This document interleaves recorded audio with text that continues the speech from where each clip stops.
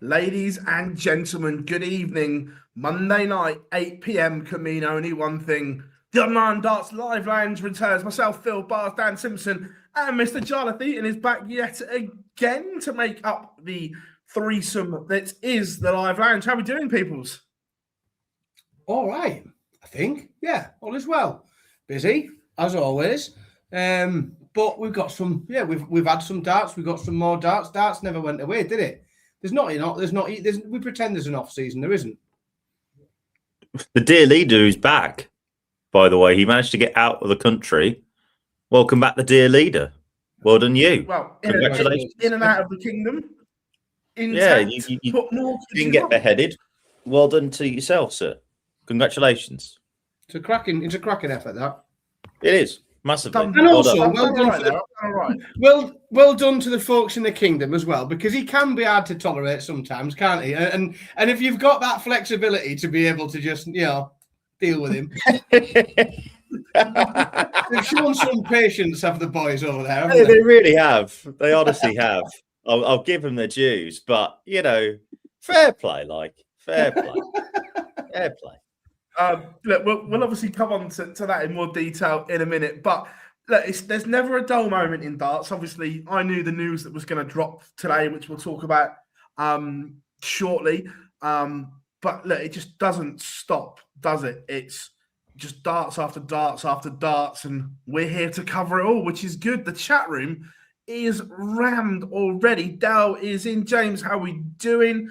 Daniel is in. Shelty, how we doing? Chris is in. How we doing? Robson, Phil is in. Warren, Marcus, Ron, Kev, Ailey, how we doing, mate? Busy old night. Rob says good evening. Oh, Connor is in. Mark, how we doing, buddy? Just make sure I'm not repeating people. How we doing, Bill?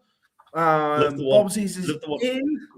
I love the one from Golden Knights fan who says, Dad's back, which means the chaos will be reined in. Boo. I wouldn't go that far. No. Do we want to address a comment from Connor where it says, is the threesome here to stay? Do we want to address that? Well, that's up to you. That's a big Do you want to address it? Well, yeah, go on. So you could probably guess that I'm in a different place at the moment to the places that I used to be streaming from. You could put two and two together. I'm not going to go into it on the show. However, certainly for the foreseeable future, and apart from next week, because I am actually working, would you believe? For the foreseeable future, that's very hard to believe. I have more days off than Father Christmas, as we know. But for the foreseeable future, I shall be with Philip and Daniel chatting shit about darts again.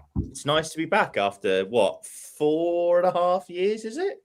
When I was last with a fixture on this show? No, you did over a year to start with. No, it's 2021. July 21 was when I left full time. And I popped up here and there, keeping my face on. But yes, for the foreseeable, apart from next week, because I am actually genuinely working somewhere. But again, which is great. Fanciful. I know, on the Premier League night 1 as well, preview, which is fabulous. But yes, for the foreseeable future, I will be back on the Live Lounge full time with these two to make it 3. If that makes sense. What could go wrong? What fabulous! Nothing can go wrong now. See, there's nobody more relieved than I, because it does somewhat take the pressure off me a little bit as a man who is. I mean, I'm not going to say, I don't even know what I am in terms of but I don't watch enough darts in order to be whatever it is that I am. And the idea that at least somebody else will be not watching the darts as well and trying to fumble around what's going on in that world, then yeah, it's great news for me. Rob, if that alarm goes off at any stage, I'm gone. I resign. Yeah, he's tentatively back. 3, 2, 1. Hi, Jolliffe. Thanks for being in the Barney Army.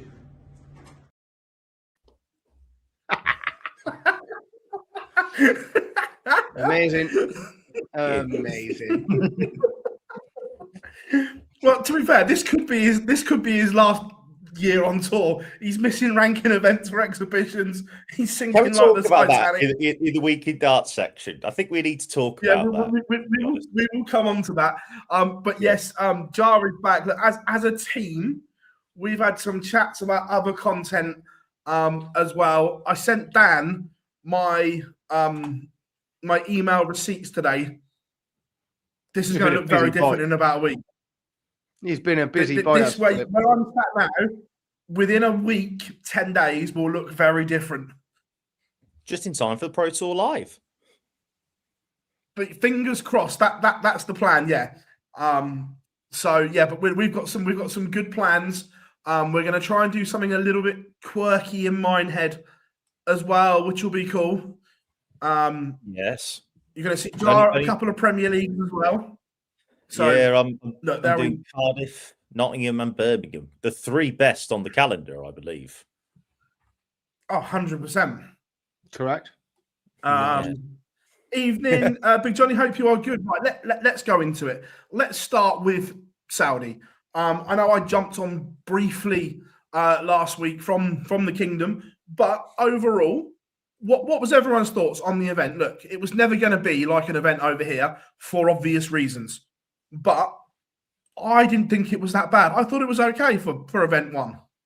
Well, controversially, and in fact, I don't think it's what we found is that it was controversial in the entire world of darts, apart from those of us sat on this stream last week. In that, I am a massive fan, for all the reasons that I talked about last week, of those walk-ons where people in the room haven't seen the people first, where they are actually entrances, where that is the entrance to the room. Everybody gets really excited about it. I thought the walk-on setup was really, really good. Really, like, I don't know how it fits into every venue. I think in short, it doesn't. But it was a perfectly reasonable World Series event. The standard was very good. Standard of the final was excellent. We saw some really strong performances from, again, MVG. We saw Gezi come in, back with some bits. I thought it was, so what I think is the only thing that people can point at is, well, we missed a rowdy crowd. But then do we not get absolutely pig sick of people moaning about a rowdy crowd that are whistling and yah-yahing and coloing and all the so I don't know. Peasants. It's a bit of what you like. The peasants. I like that phrase, yah-yahing and coloing. That's incredible. Yeah, that's what we call it, yah-yahing and coloing and all the other, trying to get people to justify their enjoyment of the game. Stand up if you do this and sit down if you do that, and you can't afford this. I mean, absurd. Sit down, shut up, watch the darts. Yeah, this is the thing. Like, we are different to most darts fans, I think, in the sense that, okay, no, actually, not necessarily most darts fans, but most casual darts fans. I don't want to say that word, but I hope you know where I'm going with this, in the fact that a lot of people go to the darts for a practice. Yeah, a lot of people go to the darts for practice. Okay, whereas us lot here on the channel will go to the darts to actually watch the game. Like, again, we talked about it last week on the show, which if you haven't already, watch it back or listen back to it via your audio-only podcast feed. But what I would say is that we go to the darts to watch the darts. We like going into Reds and to the multi-board room at Minehead and just sitting there or standing in the multi-board room area and watching a good game of darts without people telling us whether we needed to stand up if we love it, right? So that was good. I thought it was different. I think you also have to accept that when you go, and I think sometimes when people look at like different cultures, it's hard for people to just think like, they think of the Premier League and they go, oh yeah, Aberdeen's rowdy, isn't it? Whereas in reality, when you go to a completely different culture in a different part of the world, you'll often find that they take in sport in a completely different way. Like Japan is a really, really good example. So in Japan, they have sport like sumo is probably the most watched sport in Japan. But then even the way that they have things like professional wrestling, which is around every other country in the world, and the crowds are completely different. They will largely be silent. They won't sing and chant, and they will politely clap at something going well. They're all having a lovely time. They're really enjoying it. They'll buy tickets every time. It's just that culturally, in that part of the world, that's how they interact and engage with sport in a big communal setting. And I just think it's a bit like, I don't know, I find it a bit presumptuous just for people, on the other side of the world. Because by the same token, there's probably people, you could walk these people through the MEN Arena on Premier League night, and they would walk straight through the middle saying, like, and it looks like a scene from Braveheart out the back sometimes when you walk through the concourse. Like, it's an Freedom! it's a complete mess. So, it's just, yes, it's slightly different. Like, I don't know, if you like being in, rowdy, horrible, sweaty, sweary environment while you watch the darts, then watch the Saudi Masters on the telly in a pub in Sunderland, and then you've sort of ticked the box, haven't you? Totally agree. And also as well, just a quick one, Barzy. I liked your point about the fact that the players aren't practicing, and they were putting up decent averages. So look, it's not going to happen in the next few years, I don't think, because it's still, unfortunately, there's still players there that are reliant on a bit of a practice. But as players come through, as the Littler effect takes through, in the next 10 years, I would not be surprised to see that the PDC ban a practice. 100%. I would love it. I know you would. Do you know what, though? I forgot to tell you, I'm getting match fit again at the minute. I'm getting match fit for Minehead. I'm having a few practices in the next few days, in the next few weeks. You're going to have to practice, mate, because you remember that you're going straight from, like, you're not coming in on a Sunday afternoon kickabout. Like you're coming to play Champions League. Like, you know what? Here's the thing, right? Here's the genuine thing. We've got the superb owl in 2 weeks. Myself and Cam McFarlane. Now, if there is one man that can get you match fit for Minehead, it is Cameron McFarlane for a practice, as we know. So I'm very excited to have a practice. Have you actually still got that? I'm still tracking. Oh God, brilliant! But yeah, no, like I say, I like the fact that there was no practicing involved, and it was really good. But yeah, like, it was a very good event, and people will say, again, as we said last week, they're going to get pissed off at the fact that they're going to Riyadh and they're going to Saudi for the money. But unfortunately, it's the world we live in. Yes, you can be very critical of the human rights record there, and it does still need to be addressed. And yes, you can be critical of the way that the government run with the freedom of the press. Don't think that's a bad thing. But unfortunately, the Saudis have the money. Sport and money makes the world go round. That's where it is. Get on the train or don't. We said it, didn't we? And I was, like, in our little WhatsApp groups that we have, and I think when we first, going back 3, 4, 5, 6 years, when boxing was starting to go out there, like, I was that grumpy, like, this is an outrage, this is disgraceful, this is disgusting. Bazzi was telling me, like, you're going to just have to deal with it. It's happening. Like, you're going to have to learn to love it. Or, like, it just is what it is. But then we have seen fights repeatedly that I didn't think we would ever see. We've seen people earning money that they never dreamed of earning. And now, when I look at not just the events that are taking place in Saudi Arabia with boxing, but then I look at what they've then done in terms of the investment that they've made into Ring Magazine, that then the Ring Magazine events that are going on, like, outside of arenas, not even in arenas, just on streets in New York, and all the other cool stuff that they've done. So then I look at it and think, well, like, the money is improving boxing. Boxing is in a better place than it was years ago. So it's really hard to make the argument against, the investment won't be better for the sport, because every other place that we've seen it, the investment has been better for the sport. Arguably, I mean, including my very dear Newcastle United as well. All hail the new PIF overlords. Okay, and that's how it works. It is, absolutely, and it's the same with golf. Like, I, for one, was not the biggest fan of Live. I'm not still the biggest fan of it, but at the end of the day, it's still been here to stay. And yes, there have been huge changes that will be coming this season, but you can't deny the impact that it's had on the game of golf. And those boys now that play on the Live Tour are very, very rich fuckers. And I am very Who's jealous the of one it. that's just gone back? Brooks Koepka. I was gonna say, his ex-wife likes Liv. Absolutely right. 100%. That divorce settlement. Definitely. But it's Well, true. all right, like, innit? yeah, it's true. And it's the same with any sport. Again, anybody who has this sort of this the ideologic fantasy about the fact that it's sport isn't about money, it's about winning this and winning that. It's not. And I don't wish to sound like Mr. Hearn. However, money has the edge every time. People want more money. They want to be compensated for the job they do. Get used to it. Yep, 100%. But look, overall, I was a massive fan. I think it almost happened this year. I think it will happen next year. I think we'll get 3 in that block. I think we'll have Friday, Thursday, Friday, Monday, Tuesday, Thursday, Friday. Players fly home. Whether that's Dubai, Abu Dhabi, Qatar, I was going to say Abu somewhere.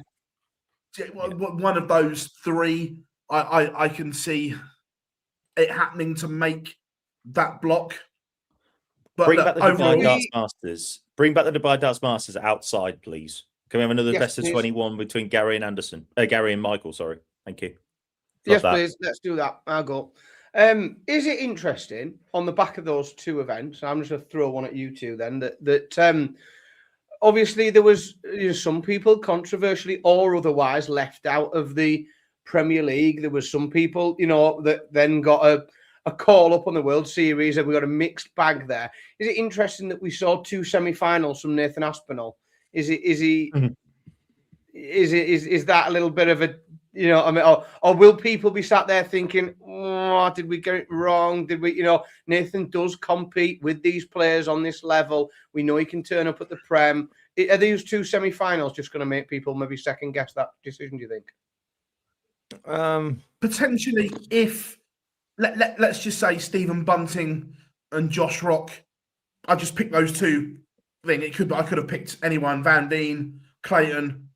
If 2 of those or one of those all of a sudden doesn't win for the first 5 or 6 weeks, then yes, those comparisons will be drawn. Well, at the moment, I don't think so. Interestingly, Stephen Bunting only defeated the local qualifier in both events and was beaten at the first time in both events as soon as he's played, a PDC professional. Well, what's quite interesting, obviously, was that Danny Nopper was the only one in Saudi, at least, not to qualify out of the 8 players from the PDC into the quarterfinals. And for people like myself who have been banging on the drum that Nopper should have been in the Premier League, that is a massive slap in the face and going, see, we told you he's not ready. Now, in terms of Nathan, again, as we came back to it when we were discussing the Premier League lineup, I hadn't got any. If they'd have put Nathan in, I wouldn't have had an issue. I know people would have said he might not have been deserved to be there, but he's made a television final, something that other people had not done this year. 2 people, in fact, had not made an individual ranking televised final. So maybe this is a kick up the arse that he needs as well to get back into the position where he can be in the Prem. Do you know? Noppy was ill according to his Insta. Fair enough, Rob. I didn't see that. I don't really use social media nowadays. I also think he's probably gone out. I mean, you can argue as to who's done what, and the caliber of players on their day. He's potentially gone out to the best player that that was on offer at that event. Mm-hmm. Yeah, of the totally qualifiers. Totally agree. Yeah. So, but yeah, no. See what happens with Nathan. Like as I said, if he does well in the Masters this weekend, great, happily. I think Nathan Aspinall will have a brilliant season. I genuinely do. I don't think I've ever seen him in. Okay, what does that mean though? What do we think a brilliant season is? For me, the top players judge brilliant seasons on their TV form.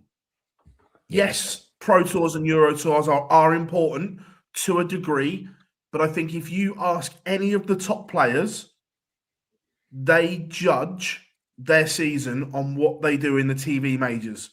Now, if you say to me, Nathan gets to 1 TV final, 2 semi-finals, a quarter-final, is that a good season? I think it is. If he wins one, it's an incredible season, because winning TV titles, unless your name isn't Luke and Luke, is very tough at the moment. So if he can do something and get to a final, or get to, like Noppert, if you get to 5 TV semi-finals, is that a good year? For me, it is. Especially with the money. Look, the money's gone up this year compared to last year as well. So getting to TV semi-finals on a regular basis is going to do you the world of good. Well, it's going to do him an awful lot of good, because I'm just having a look there. He's only defending 140 grand this year, which, whilst it sounds like a lot of money, mad. That's not a lot of money for a player like Nathan Aspinall. Like 100, he's only defending 140 grand. When you look at what that's actually made up of, it's like virtually it's nothing until he's defending 15 grand at the match play. And then he's got a bit, he's got a bit of money later. He's got 50 grand at the World Championships, which is obviously like the biggest chunk of it. This first part of the year, certainly in the run up to the match play, he's defending virtually nothing at Euro Tours. He's defending virtually nothing at all. So he's almost got a free hit to the right up to July, where everything he picks up is going to chip him further and further up the rankings. Well, then also as well, he's probably got a free hit in July, because you're going to get 15 grand just for turning up at the match. Exactly, nowadays, aren't you? Maybe even more. So I think he's basically got a free hit all the way up until the end of the year if he's only defending that much. Well, then again, and you're right, because I'm skipping on a bit further. He's only defending 15 grand at the Grand Prix. He's defending 7.5 grand at the European Championships. He's defending nothing at the Slam because he wasn't there. He has got he's got a free hit in terms of, and so we look at his ranking and we say, well, the ranking looks not good in 14th. For Nathan Aspinall, it'd be amazing for most of the world, but he looks at 14th and thinks that's not right. I shouldn't be there. But he is defending nothing compared to everybody in there, those players above him in Dobie and Price, Wade, Noppert, Rock, those next few going up, he's on a free hit. Yeah, James mentions 12.5k the first round of the match play. Yeah, I think it used to be 10, maybe 7.5. So it's gone up 2.5 grand. So yes, so 2.5 grand. So basically, he's just got to basically turn up and he's fine. Which is 22.5 second round. Win a match. He'll get 2.5 grand at some point. Yeah. So yeah, he's absolutely flying. He's going to be flying. The other thing as well is, where he's not in the Premier League, we will see him at pretty much every European tour and every Pro Tour as well. Yeah, and they're all free. Well, if you win one of them in 24.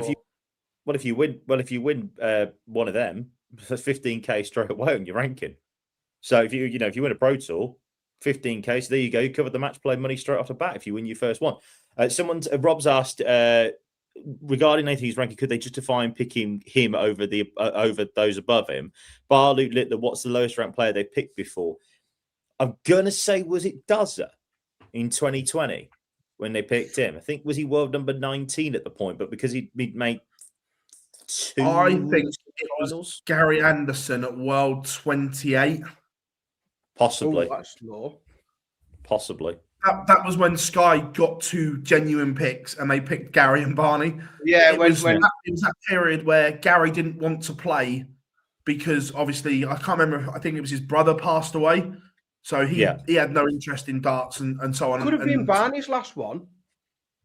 Yeah. The retirement tour. Yeah. He was shit. When he retired but then didn't? Yeah, but he was shit. And they put him in the Premier League for a retirement tour and he was still crap. Do you remember when he then retired in Rotterdam and then he unretired because his manufacturer had to sell 5 sets of darts? Oh, sorry, did I say that out loud? I remember when he did that and he walked off stage in Rotterdam and the TV producer, there was some there were some blue words. He wasn't too happy, and it was along the lines of, "I don't care. Get him back on stage now. We've got a montage to play."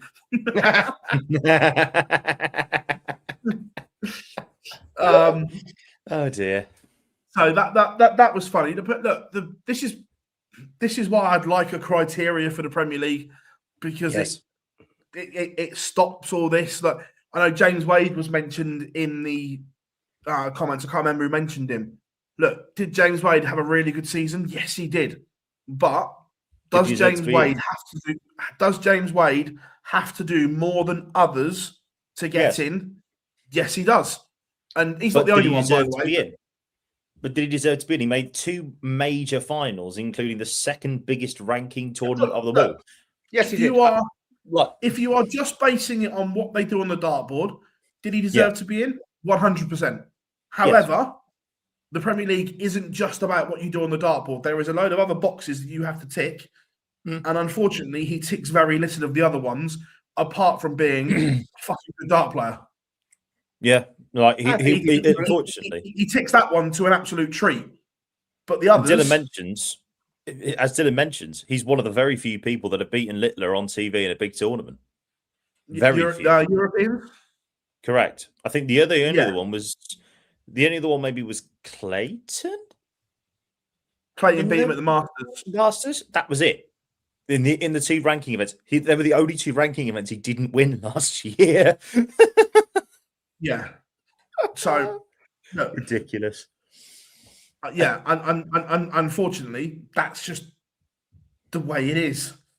But look, we'll come on to the Premier League in a minute. I think we'll see it. I think we will see it before he's done. What's that? I think we'll see him in there before he's done. What, Wade? Yep. I don't know. I just think... I do think that it's exactly the sort of thing that James Wade would do, was almost to put, to do something that puts them into a position where you have to. I think you're already on the cusp of looking like you're targeting someone in not including him at the minute, and I don't buy it. I don't buy that. So, and everybody, I know it's a bit of what you like, right?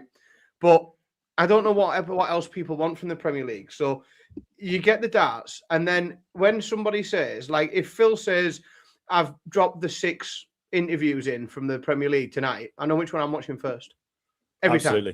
Like, I know, I genuinely think if Phil says for the fallout on here, "I've dropped those 6 interviews, they're in the back end," and I open them up, I think I'll have a quick watch before the show. I am always clicking the same one first in that instance, and it's always going to be James Wade. So then, if he is bringing me the most entertainment than everybody else when he's speaking to a camera, he's also entertaining when he's throwing the darts. Like, I don't know what people want. Like, I don't know what more he could do. I don't know. Like, a tight 15 stand-up routine before and after. Like, I don't know what they want from him. Like, and I think one of the criticisms, so that they'll give other players, like Danny Noppert is one, where they'll say, "Well, you don't get much out of him. He doesn't tell you, he doesn't share a lot with you. He's a bit withdrawn." Like, I think he's one of the most forthcoming dart players. You might not like what he has to say. You might not agree with him, but he's not shy in telling you what he thinks. And this is what, like, I was just going to say, does he do numbers as well? Yeah. Like, yeah, I remember honestly, the clip, I don't know what you I remember want, the clip that we had. Right. Yeah, we had the clip last year when he said that 2 players got into the Premier League for something more than darts. It's one of our biggest clips of the year in terms of numbers, because he's one of the very few people that will exactly say it. But that's for next week. We've got to talk. Right. Let's jump into today's announcements. First of all, let's do the partnership, which is huge. That the PDC and Winmau have agreed a new 10-year deal to be the official board sponsor of the PDC. That is incredible work to get a deal for that long, because that is massive. Can I be the cynic? Am I allowed to be on my first proper show back? Yeah, you go for it. Do we think that the Winmau look, I'm not saying that the Blade X doesn't look fantastic. It bloody does, and the Blade 6 is fabulous. I played on it a couple of times, and I've ruined it because I'm shit at darts. But do we think that the 10-year deal was done there? Maybe a little bit of a sort of a nudge from the PDC, because there's a certain other darts manufacturer that may sponsor quite possibly the most important player in darts right now that may have been sniffing around. No, I don't think so. And the reason I say that is because this board has been in development for 2.5, 3 years. Okay. So, no, I don't think so. That this board has been in development for a long, long time. Lee and the Nordor CEO, who I've actually done an amazing interview with. It's not an interview for your casuals, but for your geeky darts fans, it is very, very good. Which will be out tomorrow or Wednesday. This has been in the pipeline for a long, long time. The amount of testing that has got into it and so on. So, the big question I've got is that, like you say, will there be more? I know they're saying there's going to be less bounce outs, but what happens when there is going to be the inevitable bounce out? People will still moan about it, but I do think it's a massive deal. There's a difference between a bounce out if it hits the wire, hits another dart, and so on. But there's not all bounce outs are created equally, are they? There's a bit of nuance between them. I think the warranties. I think first of all, it's an incredible bit of business on behalf of Winmau to bag that for 10 years because like it or lump it, and as much as the other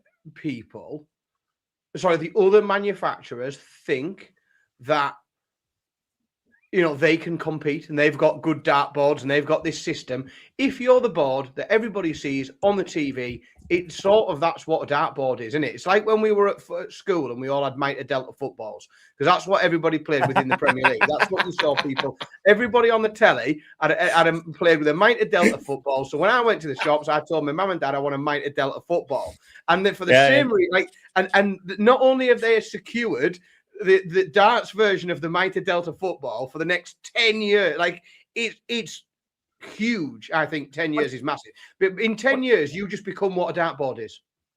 But it's like, again, you come back to it with the football. Like for my era, and this shows my age, the football everybody wanted was the total 90 ball in the Premier League. The Mitre Ultra match. No, I get that. But like in my era, unfortunately, in my school, it was the total 90. And there was a reason why when they lost the contract to Puma, Nike went back at the back end of last season and did a retro total 90 ball because they knew that they could get 300 quid's worth out of people to pay for it. I mean, I don't know what that means with the Blade with the Blade 360. Obviously, that might be the second thing. I don't know. We'll come on to that in a second. First of all, Golden Knife fan, thank you very much for the super like, buddy. Thank you very much. Massively appreciate the support. Look, there's a lot of people saying about the 360 board and so on. So the 360 board was never released, and even in the when it was released in the press releases, it was never a TV board. It was going to be the Pro Tour board and the board for at home, because you can spend your, I think it's 85 quid. So you spend your 85 quid on the 360 board and it has 10 turns in it. So at home, you can spin it and it looks symmetric and that all the time. So the 360 board was never, ever going to be a TV board. And to some people, that's quite important. We were talking about this the other day, weren't we? And I was I was telling you that I was lining up another board, and for the longest time, I've been playing on MPQ boards at home simply because they're beautiful for rotating. And I detest. There is nothing worse than like that. there's nothing worse to me than having it all to cock and the wrong things on the wrong side, just because I'm trying to extend the life. And if you got a board like mine where you got kids in the house playing it and it's getting hammered every day and everyone's got a gnarly point, then you get through them. So the idea, NPTQs have been great because I can rotate. The 360, that's the next logical choice. So I can keep spinning it around. But again, 360 in the background, isn't it, Phil? It is, yes. Yeah. I mean, even I've had a chuck on that. It's all right. I mean, again, I've nearly tried to ruin it, but, tomorrow up there will be an X. I mean, well, there.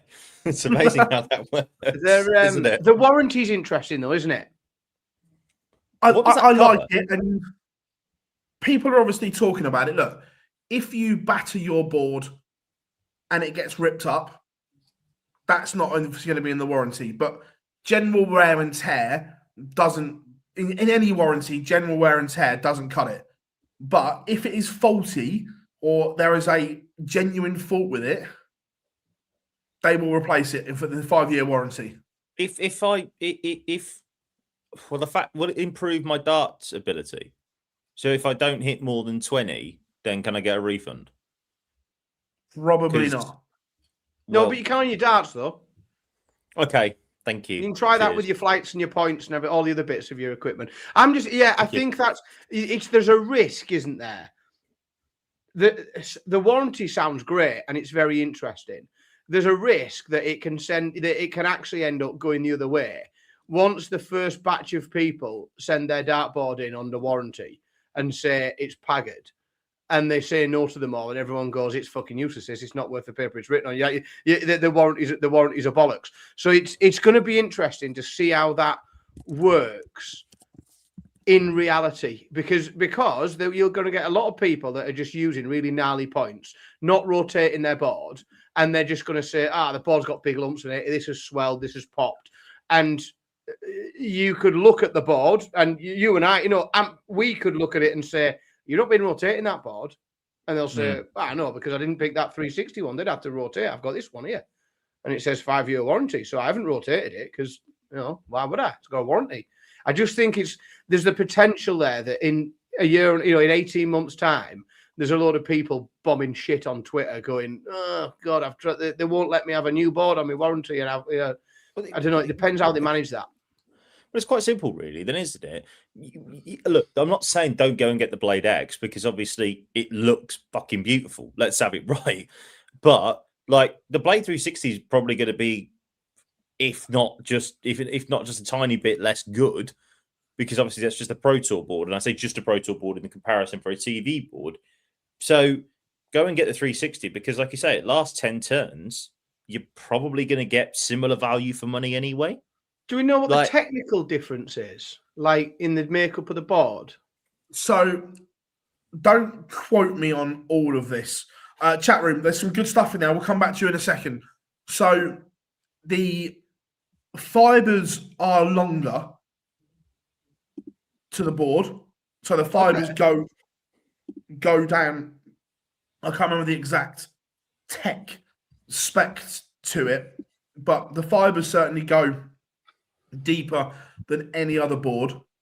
The backboard is designed different. Again, I don't know. I'm not geeky enough to fully understand and appreciate how much and what that does and so on. The spider wire is ridiculous. So I think, actually, I'm going to predict it now. On this new board, MVG's record average goes this year. What, on the Prem? Yeah. Wow. That's a big call, Phil. Or over a short format game, over a 1st to 6, MVG's record average goes. That's a big call, considering the fact that he had 9 is the wires are almost non-existent. You can't see them. The scoring area is again bigger. Okay. Which is why I think it will go. Because honestly, the wiring, so I was stood there, I can't remember who I was interviewing. I think it was Johnny. And I was stood on the thing and I couldn't see it. I couldn't see a wire. You couldn't see them. They are that razor thin. The scoring area is bigger. Is that going to make it harder for? And again, I've not seen one in the flesh. I've not seen one up close. Is that going to make it harder for referees stood to the side of the board? Possibly. Be interesting. We know a few. We might have to have a little chat. We'll see what people think about that, because there is some potential. You know, if you can't see, sometimes, you know, if you're stood, even just stood in the pub market, if you're stood to the side of the board, you've not got a brilliant view, but the wires are quite helpful. You can see what's over and under, can't you? It's nice and easy. But yeah. Well, we're just going to say, I'm just looking at it now on X, because the one of the PDC members has got it up on their Twitter feed. And you're right, like, it does look very, very difficult to see. Do you know? So I think from a referee's point of view, yeah, it's going to be very difficult. Yeah, it is mental, but it's an incredible looking board. As much as that's important, and don't get me wrong, I do think, though, another massive part of the new deal is the fact that they've just also will be sponsoring the Challenge Tour, the Dev, and the World Youth. You know, to have that backing, not just from the board side of things, but to be able to have that backing. So in order to pay the Challenge Tour players more money, Dev Tour players more money, and obviously continue to build the World Youth Championship into a huge, huge brand. Like, it's massive now already. Like, you know, we get so many thousands and thousands of people watching whenever we do the live stream for that. And then obviously going on to the final in Minehead. So to have arguably the biggest backer in the sport right now in terms of Winmau, or in terms from a board perspective, to have them on there for 10 years, that financial security for the players is massive. And obviously as well, it means that we get more money potentially in the players' pockets. Good. Yeah, there's a couple of ones said, is it going to affect Ryan Searle then? That's a good question. Yeah, that's a very good question. I shouldn't know this, but I do. So Winmau last week, all 24 players that had qualified for the Masters, like pre-qualified, were offered the chance to have a board sent to them to play on before the tournament. Good. What I would suggest, the little that I know, and it is a fairly limited knowledge that I have, is that I don't think it would have much an effect, because where the difference is it's the contrast. So it's one color changing into another is what allows you to see that at that distance, rather than a thin line in between it. It's that red to black, or it's that white to green. So I would suggest, with the very, very limited knowledge that I've got, that it's not going to cause a problem. I mean, or a further problem. Make things harder. Sorry, I was just going to say, Brad's comment there. Surely Target could offer more money. Not anymore, they can't. They might have been able to about a month ago, but now they certainly can't. We'll come on to that that part later on. But I think with something like this, I don't think it's about money.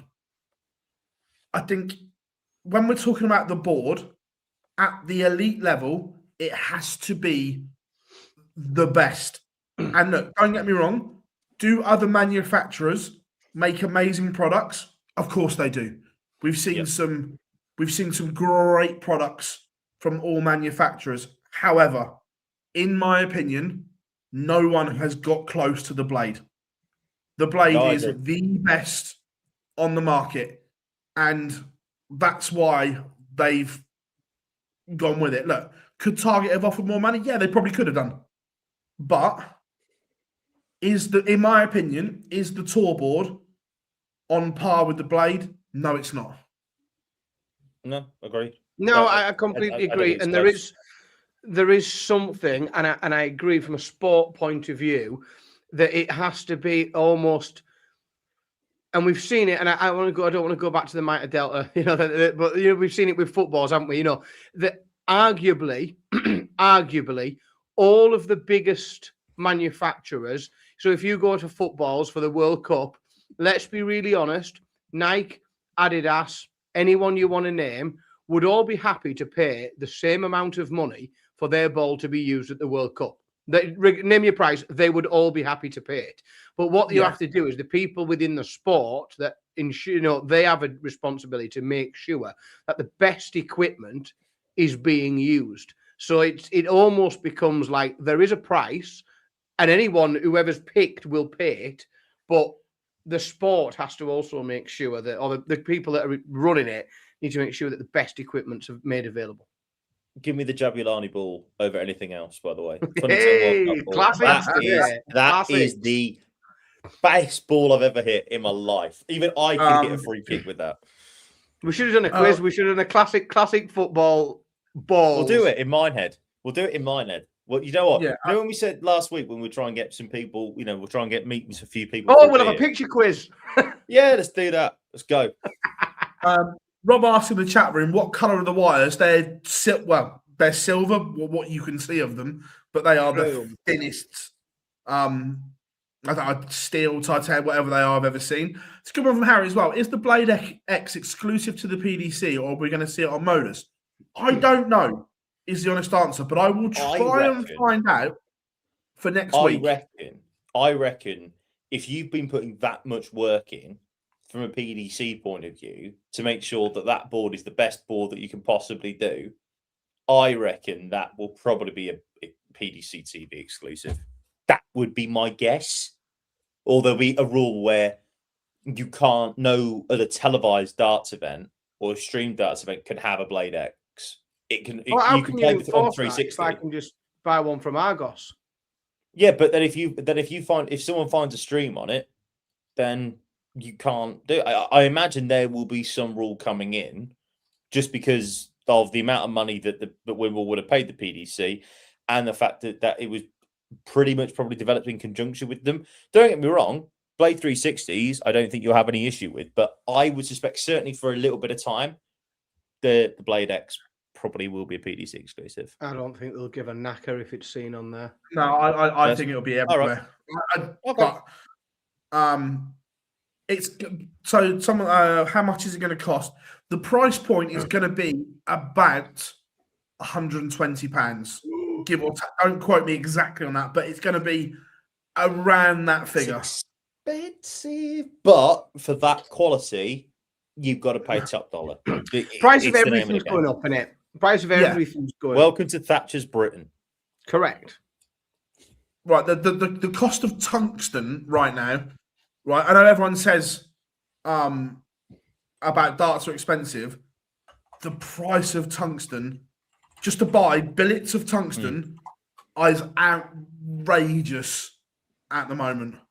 Do you know what though? I don't think that can be beat. I don't think from a sheer expensiveness point of view, you can beat those limited limited edition Gary darts. Was it the Gary darts that cost 501 quid from Unicorn? That is the definition of taking the Matlatis. Yeah. Yes, Malachi, exactly. How can lads in Birmingham afford that? We've barely got electricity at the moment. We still haven't got our rubbish getting collected. How the fuck can we afford that? I was just having a bit of a tap around, and I keep a few bookmarks where I can see the price of precious metals moving around. You're right, but genuinely, from Q1 to Q4 in 2025, so in the space of 12 months, Q1 to Q4 of last year, the price of tungsten doubled. That's mad. Yeah. I didn't know. I was one of these. The Lunar effect is really taking hold here. Yeah, I've been getting into buying darts for the kids and everything else, but those Star Wars darts. That is interesting. And again, I'll give credit where it's due. We throw enough pelters, so I will back it up again. The Star Wars darts that Santa brought at Christmas in this house, I wasn't sure that I would feel that Santa had got good value for money on them.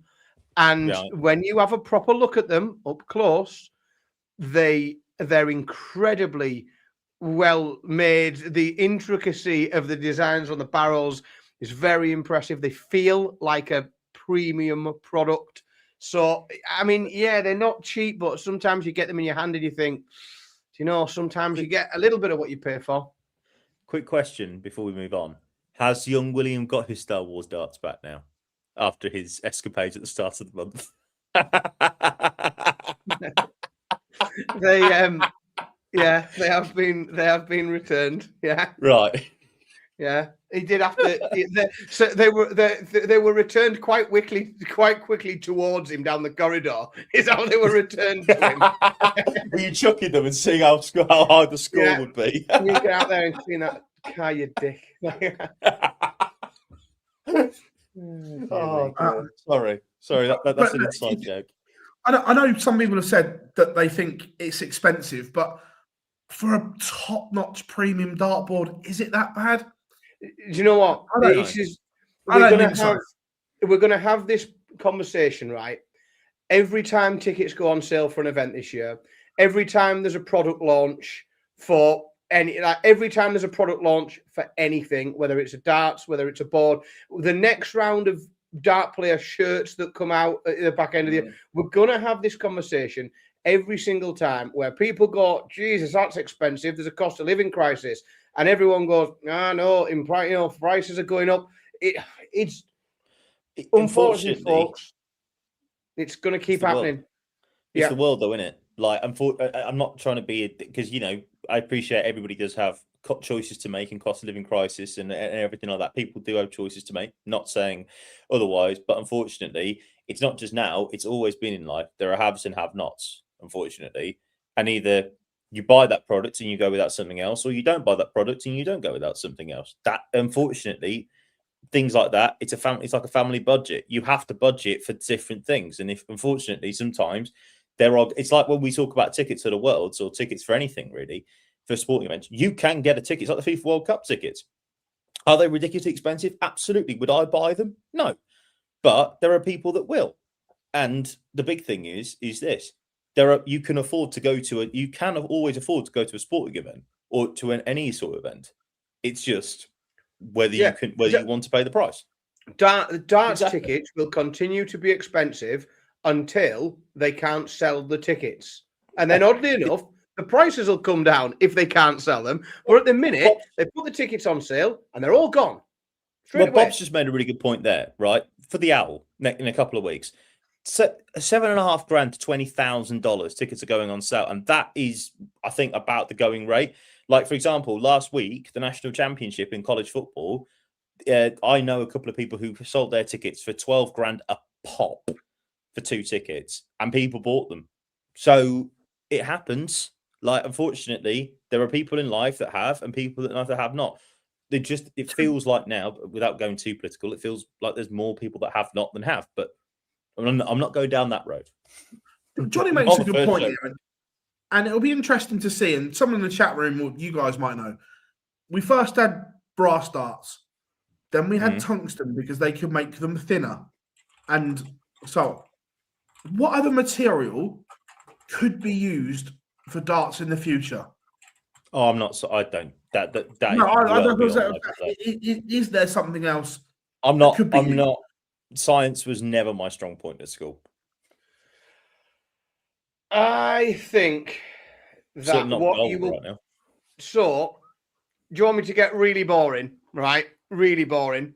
But tungsten will continue to be the predominant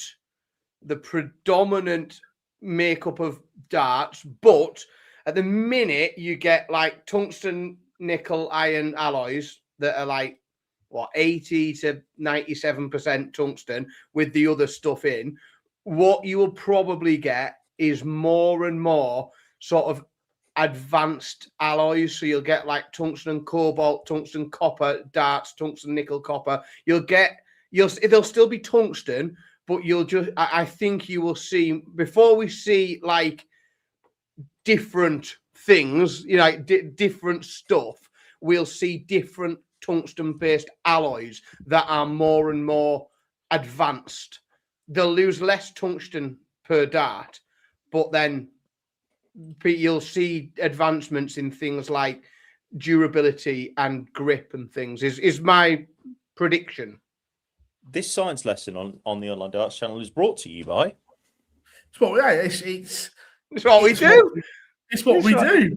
Yeah, it's what, but that in reality, I mean, and you could say like, you know, you can go into the future and say that like, yeah, there'll be all sorts of like high density composites, and you'll get like all sorts of different, you know, nano reinforced alloys, and like you can go into the matrix with all of that.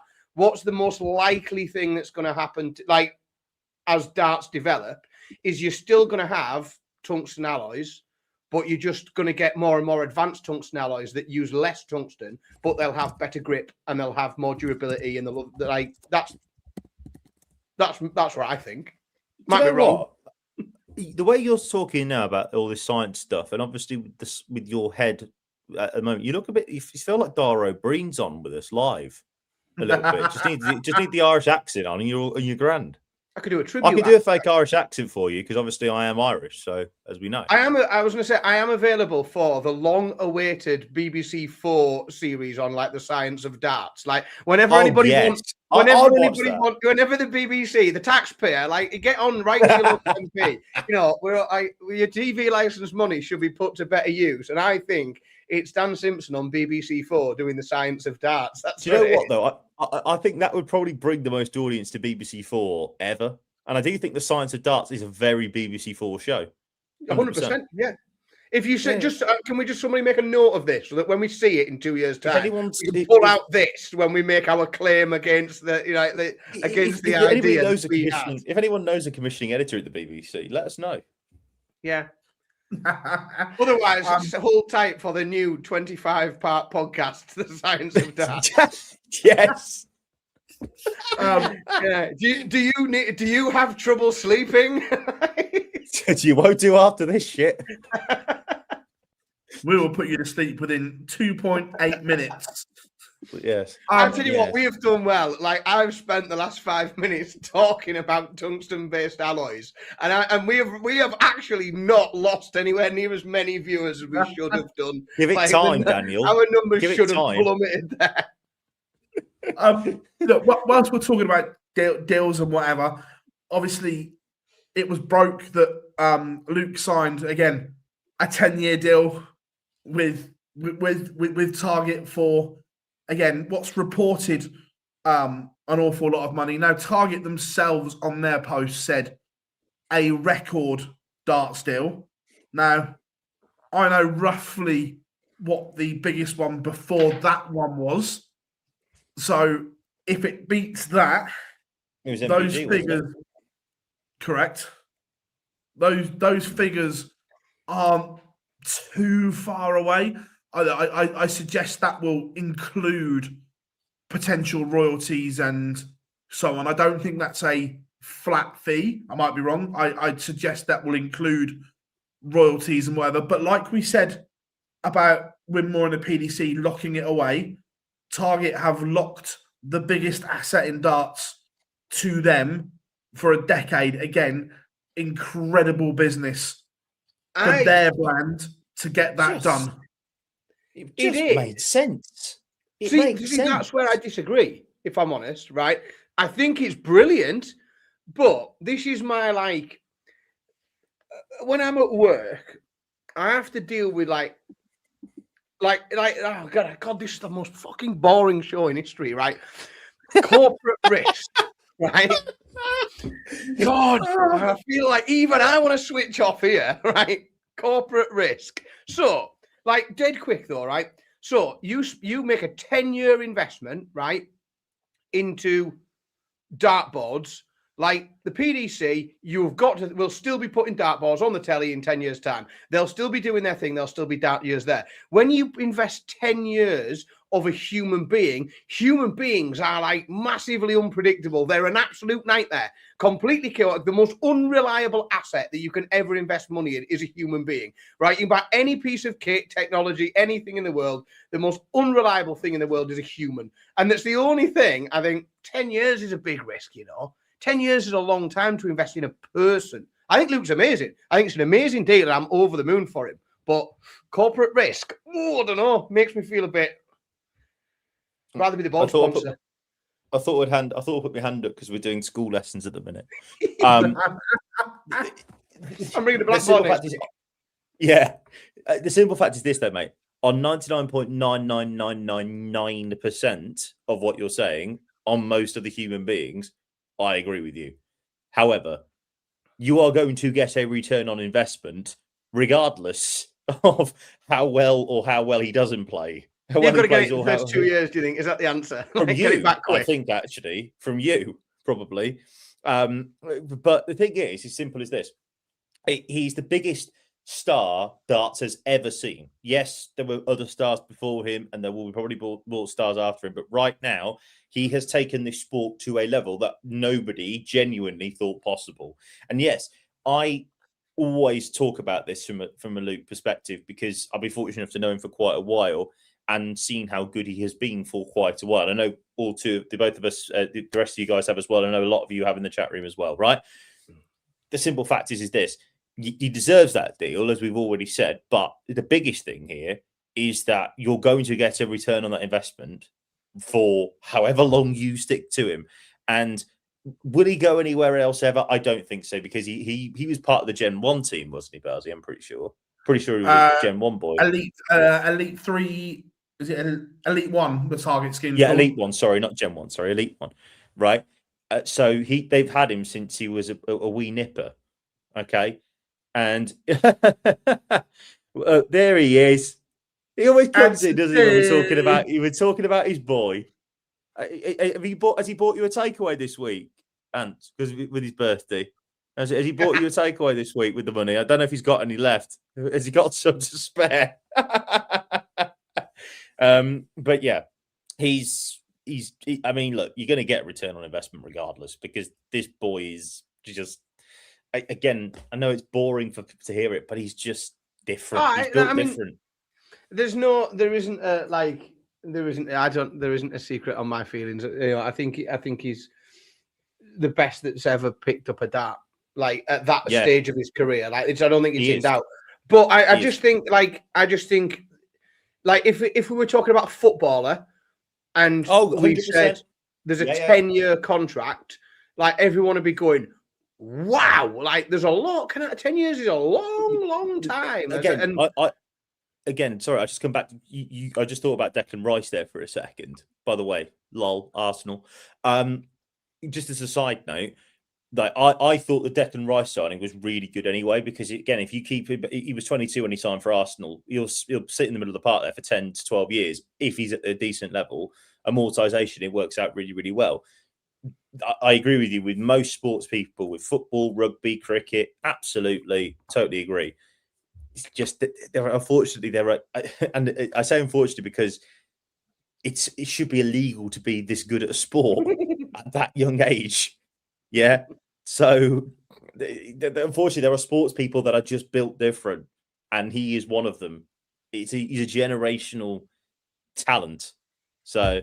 No takeaway yet. I've just done us a curry for tea. Chinese Tuesday tomorrow. Oh, very good. Hopefully, I was going to say hopefully we'll see you for curry night in Minehead, but I don't think we will this year because you'll have to go to Cardiff.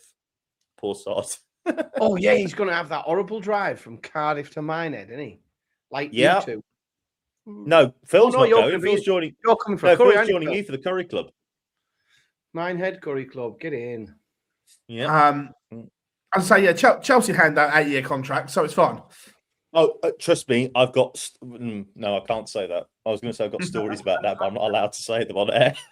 Darts podcast. It is a darts podcast. Quick reminder. Yeah. But it's just that, like, in the sport at the moment, we've had just some massive deals break, and I'm interested. So, right, okay, we've had this one, we've had that one. What's the next one? What's the next huge deal for the sport?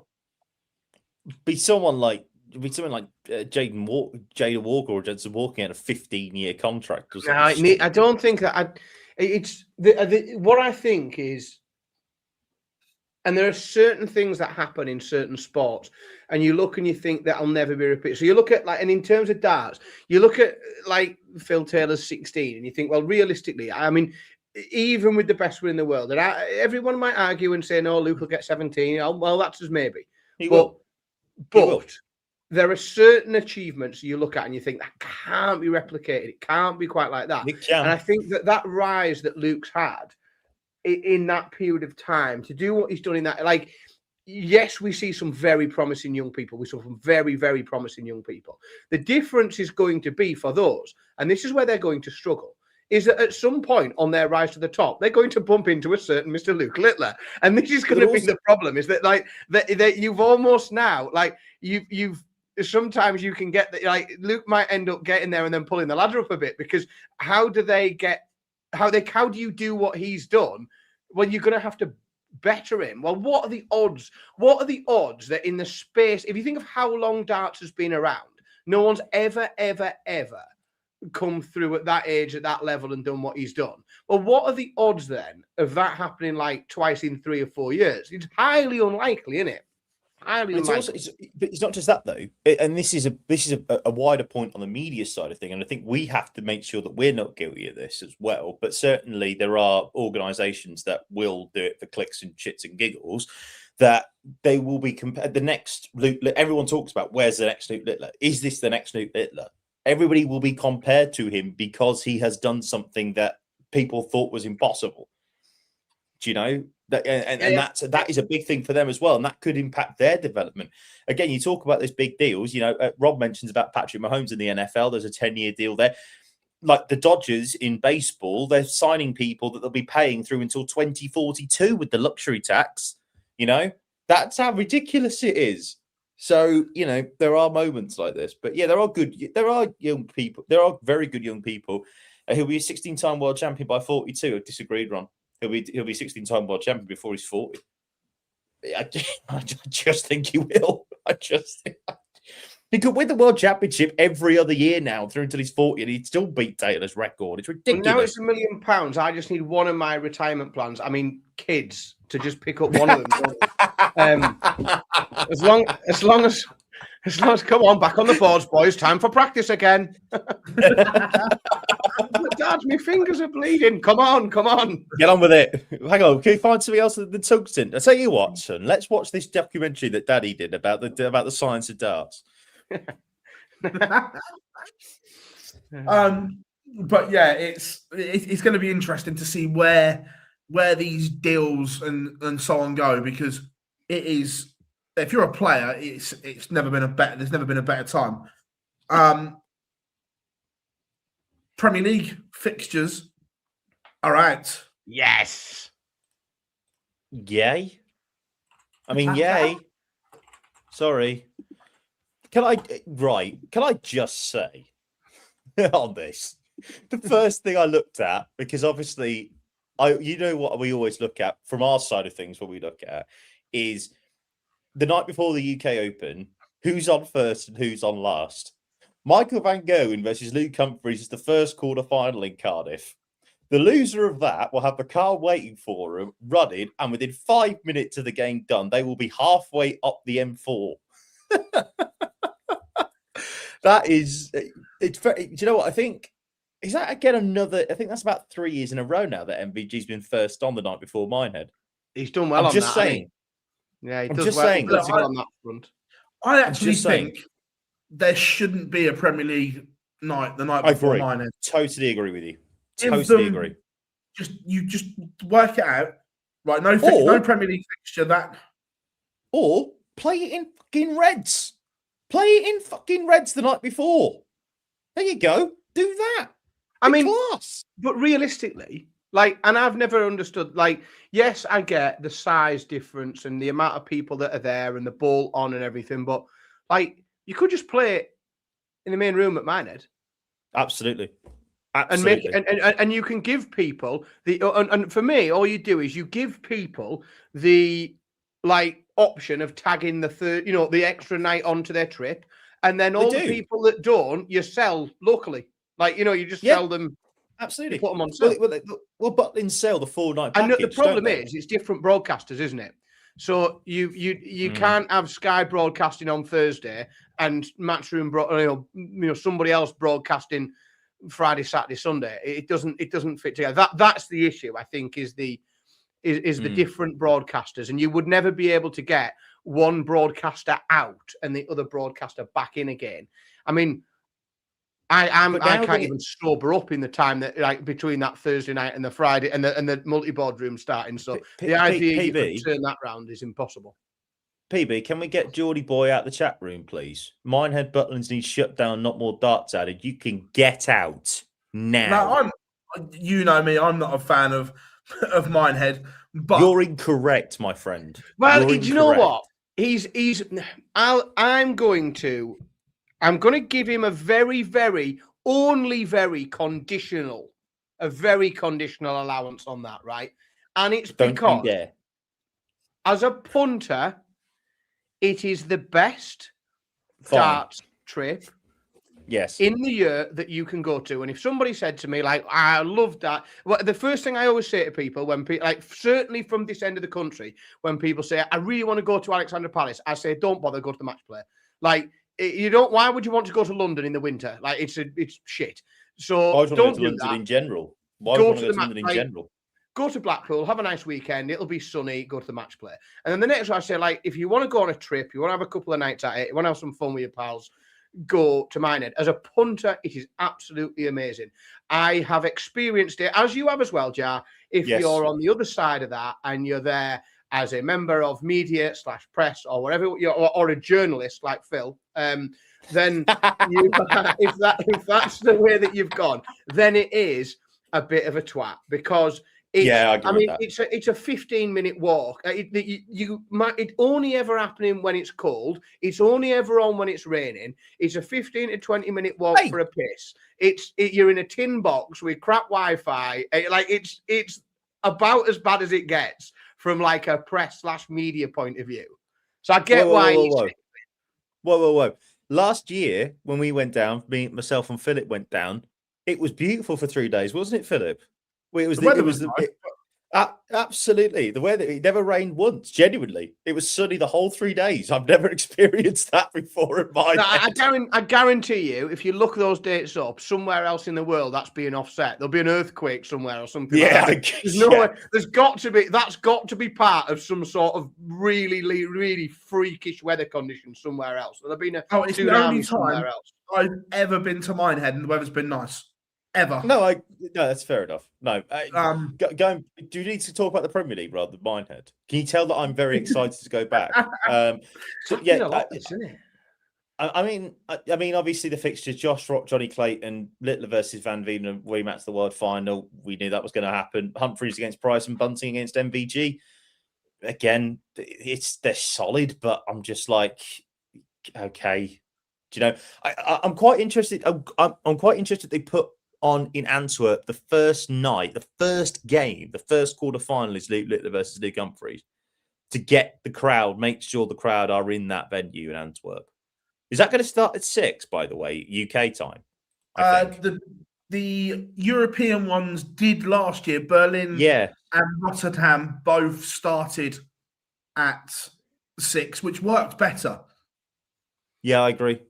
I mean, I'm a little bit worried, and maybe he's going to prove me wrong, but I am. When I look at the fixtures, certainly those first few weeks, I do worry a bit for Bunting because Van Gerwen is in a hell of a form. Johnny's just an animal on the Premier League stage, and I think once you start hitting Van Veen and Humphreys, if you haven't picked up a win, it's tough. Like I'm a bit worried. Price in Cardiff on night 5. This is what I like. And then if you've took a pounding, like if you have, if you've only managed to pick up, like one win in the first sort of, 5-6 weeks, that you get through that cycle and you get rewarded with a, just before at the at match 7, once you've been through the cycle, you get to play Littler, and I worry a bit for Bunting in that I think I worried about him when I saw the list, but there's something about seeing those fixtures and working through each week and thinking where are the wins going to come from. I'll tell you what, right? Again, it's amazing how the PDC. I mean, I don't know how they do the fixtures, but it's amazing how Johnny and Gezi have been kept on the opposite side of the draws in Cardiff. I mean, who would have predicted that? I think Van Veen and MVG have in Rotterdam as well. It's shock. I mean, I am stunned. You are jealous, but if you were running an exhibition, that's exactly how you'd run it, isn't it? Oh, absolutely, 100%. But then I wouldn't claim it as part of some mythical Triple Crown. No, I do. Part of the Triple Crown. There is no Triple Crown, Philip. You know that. Not a crown. Anyway, there is no Triple Crown until somebody manufactures a Down in hat. 3, 2, 1. Hi, Jolliffe. Thanks for being in the Barney Army. That's the next deal in darts. The next deal in darts will be H. Samuel, who make the Triple Crown. nice. 10-year deal with a jeweler. Yes. Just going back to it very, very quickly, though. I mean, look, you can see why they put certain games on certain days. You know, like you say, Gezi and Jolly being kept apart in Cardiff, MVG and Kian being kept apart in Rotterdam. I mean, okay, we've all said this now. Here's a question then. Out of the 16 events, aside from finals night, which event are we looking forward to? Which stop on the thing are we most and least looking forward to? Dublin the most. Shock. Oh my God. By the way, good point, by the way. Someone raises in the chat room. It's 2 days after Paddy's. That could be a lively night. Yeah, Dublin. And I just think, what's the point in Sheffield? But half the time, it's already basically everything's Is that sorted anyway. Again, is that a darts comment, Phil, or is that just what's the point in Sheffield? Is that just Well, Yeah. both. once the steelworks all closed, once they've stopped knocking out Hey. knives and forks, what are they really offering? Hey, the Crucible's still there. Come on now. At least for another year. It's so close to Leeds. Like, Leeds is an incredible venue. Beautiful venue. The way Yeah, the but you have first to go direct to Leeds, bowl though. works, and Sheffield's so close to Leeds. It's like, do we need both? Probably But the same not. way, then, do we need Birmingham and Nottingham, though? No, Do you know? I'd get rid of Birmingham all day long. Yes, 100%. Hang on. Whoa. The National Indoor Arena, the home of gladiators. Yeah, and Hey. it shouldn't be, and it should. I don't want it to be eroded in what it's known for by us just sticking any old exhibition in there. Like, it needs to be kept pristine for the gladiators. That place. Well, No, no, actually, Gladiators nowadays is filmed in Sheffield, but the original and the best. They've gone to Sheffield, haven't they? Actually, yeah. But do you know what, though? Do you know what? Sheffield's got Pond's Forge, you know, and it's also got the Crucible. Let's not, you know. Come on. I think let's give it I like Newcastle opening. I quite like that, obviously. Shock. That is good fun. I don't know. I think Aberdeen's always good fun, but we haven't got a local this year, obviously. Aberdeen's lost its shine since it moved to the P&J. Yeah, It's not the old gas and oil arena. Yeah. no, and I do love Leeds. It's pointless. The Brighton. amphitheatre, Brighton's a waste of time. Yeah, pointless. But that Leeds, that the arena at Leeds, that amphitheatre that we get at the Leeds Arena, it looks lovely from the outside. It's a brilliant layout inside. It's absolutely perfect for a Premier. Like, I genuinely think if you could say, what do you want an arena to be like for a Premier League darts? It's that shape. It's absolutely spot on. Love it. The Cancel problem is, Manchester though. as well. The problem is, though. In fact, don't you cancel have- Manchester. Move it to the bloody co-op. Yes, absolutely bang on. The problem you've got there, though, genuinely, the problem you've got is you've got to go to Leeds. So, and we all know that we all hate Leeds come. That's just how it works. It's Luke I think Humphries' what- home fixture, though, isn't it? Yeah, I suppose from Newbury. Right, so here we go. Chat room, you can get involved as well. You can remove 3 cities from the current Premier League lineup.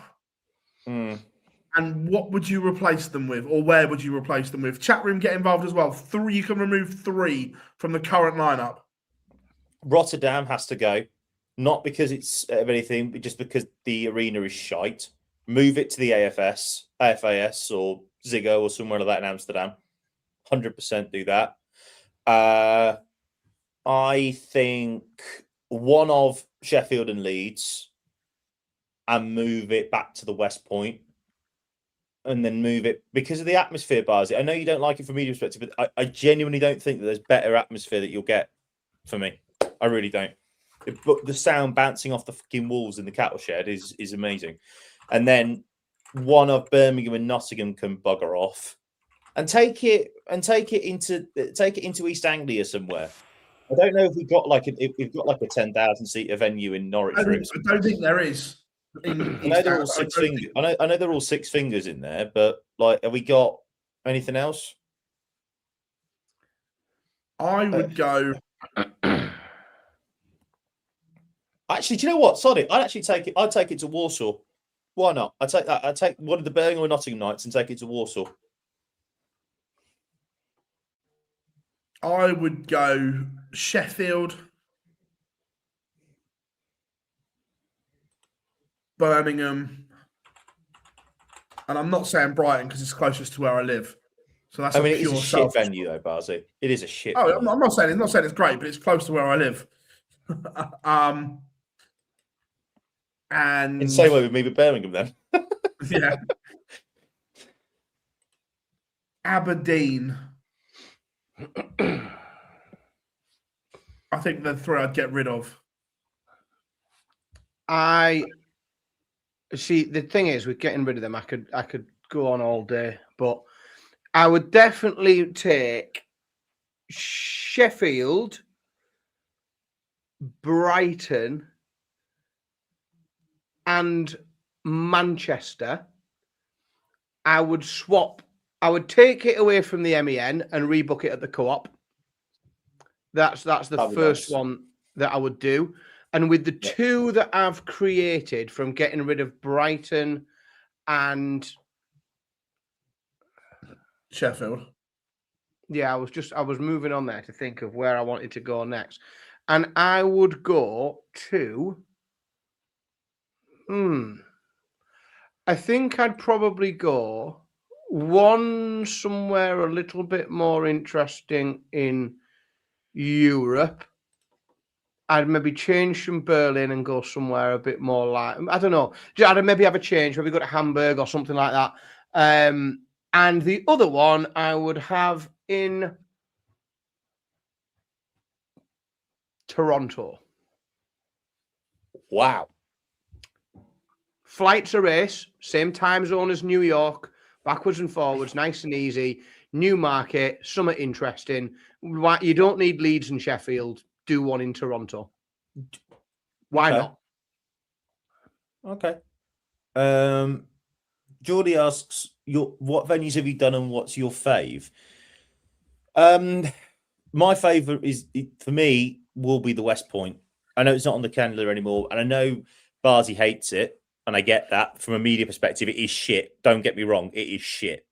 However, in terms of a venue for pure noise, in an area that doesn't get that much darts, obviously, Minehead aside, I've never heard of an arena louder than the West Point. The sound bounces off the walls and it makes it feel like, I know there's only about 5,000 that can see in there, but it feels like about 15,000 in there. To be honest, it's absolutely class. I've also done the CC Arena in Belfast. That is an interesting experience. Belfast is an interesting experience, but it's a good venue though, 100%. I've not done Dublin, and I do want to do Dublin at some point. I did think about asking Barzi whether I could do Dublin instead of him this year for the Premier League, but I knew what the answer would be: 2 words, 7 letters, and 3 of them are Fs. You could have asked. It would have been a fuck off though.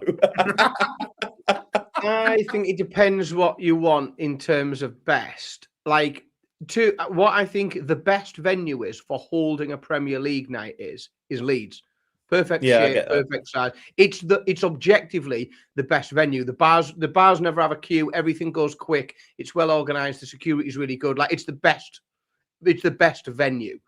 If you said to me, and it's not on this year, if you said to me, you can only go to one Premier League night this year. Where you going? I'd say I'm going to Exeter with my mates. Like, Yeah. I'm going because it's the best. What as a fan, as a punter, it's the most fun, and the worst 100%. one is comfortably the Manchester Evening News Arena. It's crap. It used to be great, but It's now the co-op's there, it just makes the It's thing look pointless. overflowing. Every time I've been there to the Premier League, I have found it to be overflowing with what can only be described as savagery. It's like badly Peasants. organised, incredibly badly managed. The security are crap. It's just full of like security guards playing Royal Match on their phones while loads of blokes do cocaine in the ladies' toilets. It's just a nightmare of a place.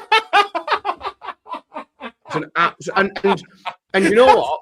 Do you know why I can comfortably say that? I can comfortably say that because I'll just go, yeah, fine, right, review your CCTV. It's completely accurate, 100% accurate. I know it's accurate because Mrs. S called them out on it and bollocked the head of security, pointing at people playing on their phones. Like, these are facts. These are facts. And I'll never forget the point when I went there and ordered 4 pints of beer at 7 p.m., right? 4 pints of beer at 7 p.m. And I said, can I have one of those carriers to put the 4 pints of beer in? And they went, we've run out. And I thought, at 7 p.m., this is taking you by surprise, hasn't it? You're stunned. It's taking you by surprise that these people coming to watch this Premier League darts all fancied a pint. Like, ill-prepared, badly organised. No, I'll never forgive them. Okay. Right. I do think, though, just one final thing, Bazzy. I do think that at some point we need to change Rotterdam and move to Amsterdam because the Ahoy is just getting worse and worse and worse. Yeah, in terms I don't of dislike it. in terms of the, Yeah, in terms of the, I don't dislike that. Mm-hmm. But you know, roll on the next 17 weeks of fun. Can't wait. Do you know what though? I am excited to see what it's like in Antwerp because I reckon the Belgians will be brilliant.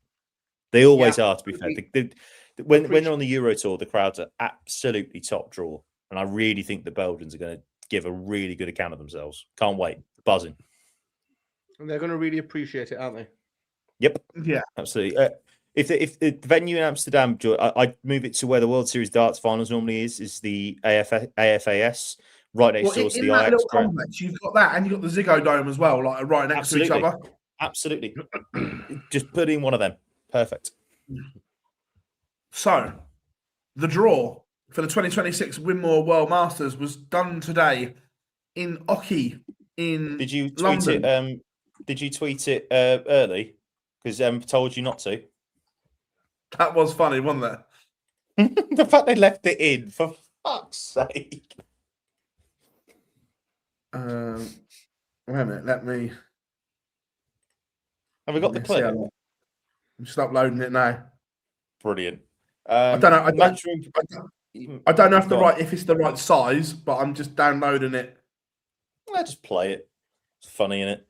Matchroom production, yes, Hazzy, we'll start that once we've gone through the draw, because obviously it's the first big one that Matchroom are producing. It's TV. Yeah, to be fair, I'm looking forward to it. Right, here we go, uploading. Should we go through the draw bracket while you're doing it, or is it still embargoed? The draw and both of our announcements are embargoed until 12:30 this afternoon, so no tweeting. Boz, looking at you. Right, so first of all, for both of our announcements, I just want to introduce. It's Matthew's face as well when she says that. Hello, Matthew. Famous Mr. Phil Bars. Well, you know. Quite right. You got some reputation, lad. And I did interview Emma today as well, so we've got an interview with Emma coming on the channel as well. I bet you did. Top work. Excellent. Yeah, draw bracket then. Yeah, so Luke Littler will play Mike De Decker. Ross Smith will play Use his proper qualifier name, number. please. What's Use that? his proper name, please. Use his proper name. He's Mike the Dicker, isn't he? We always know this on this show.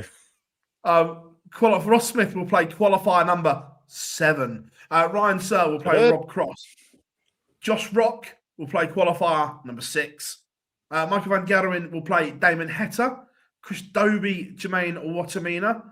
Webby's done the Welsh boys all right here. Johnny Clayton will play qualifier number 4. Gerwin Price will play qualifier number 8. Luke Humphries will play Dave Chisnell. Awful draw for Chizzy. Martin Schindler will play Luke Woodhouse. Stephen Bunting, qualifier number 2. Danny Noppert will play Daryl Gurney. Gian Van Veen, Ryan Joyce. Nathan Aspinall will play qualifier number 5. Gary Anderson, qualifier number 1.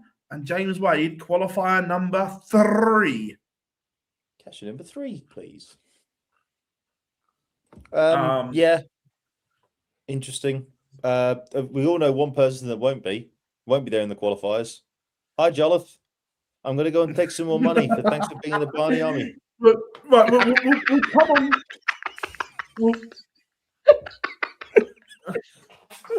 You know what?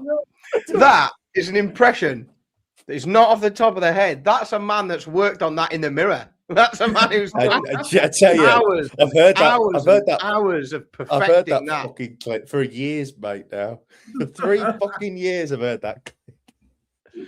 That was still one of my finest ever bits of work and exhibition. No, it wasn't. It's the worst thing you've ever done.